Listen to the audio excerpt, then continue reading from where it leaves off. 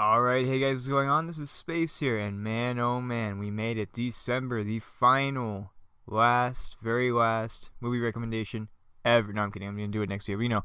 Anyways, let's do this thing.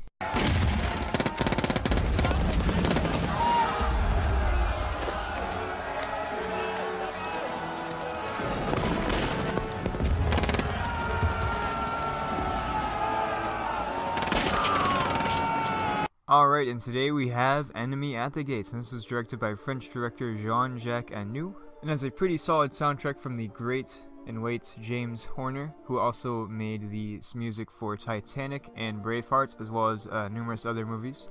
Now, the basic plot of this movie is that Valery Zaitsev, played by Jude Law, is a sniper in World War II during the Battle of Stalingrad. And he's so good that he's used in Soviet propaganda, and they spread it around, and the Germans hear about it, and they read it, and they send in a counter-sniper to take him out. And the sniper was Erwin Koenig, and he was played by Ed Harris in the movie. And he makes for such a great villain because he's such a great sniper that he is almost even better than Vasily too, so it really has him worried that he can't win. So that really works well with the movie, you know? You don't see it too often where the hero thinks that they can't actually win against the villain, so that was pretty interesting. And it really makes for good stakes too, you know, because you don't know if he'll actually make it or not, so that was pretty good. You also have two other characters. You have the love interest of Tanya, played by Rachel Weisz. She does a pretty good job. She's this tough but lovable Russian soldier who helps out Vasily. And you also have Joseph Fiennes, who plays this political officer who helps get Vasily into the news and gets him publicized and stuff, and really builds up his image and stuff, publicizes all of the kills that he's gotten each day, like how many dog tags he's received from enemy soldiers, and just to give the Soviets some morale.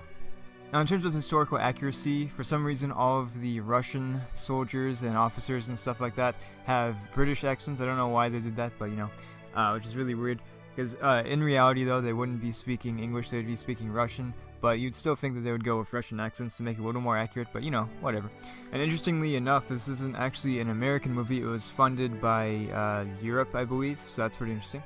In terms of the actual sniper duel between Vasily and Erwin, there's actually not too much proof or documentation that it really happened. You know, Vasily said it did actually happen, so the real Vasily, of course. So I don't know if it really did happen or not. Supposedly it did, so, but I've heard some historians say that it didn't happen, so I don't know. But it still makes for a great story. The movie does give you a good picture at what it was like at the Battle of Stalingrad. The city was in rubbles, you know, people were fighting in the streets a bunch, and the German army was trying to push through, but they were just keep on getting blocked by the Russians.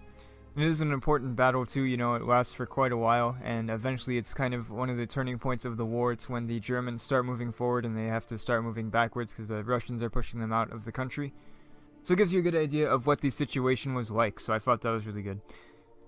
So overall, this is a pretty good war movie. It's not 100% accurate all the time, but you know, it's still entertaining. It also has a bit of a romance too, and there are some really awesome sniping scenes too. Probably some of my favorite sniping scenes in any movie. Pretty awesome. So anyways guys, that was Enemy at the Gates. Pretty fun movie, very enjoyable. Hope you guys check it out. And thank you for watching. I hope you enjoyed this video, and I hope you guys have enjoyed this year of movie recommendations. We'll be doing it next year. I'm going to be doing an overview of movie recommendations where I just go through each of the movies and just talk about them briefly, add stuff that I forgot to say or whatever, just like, I don't know.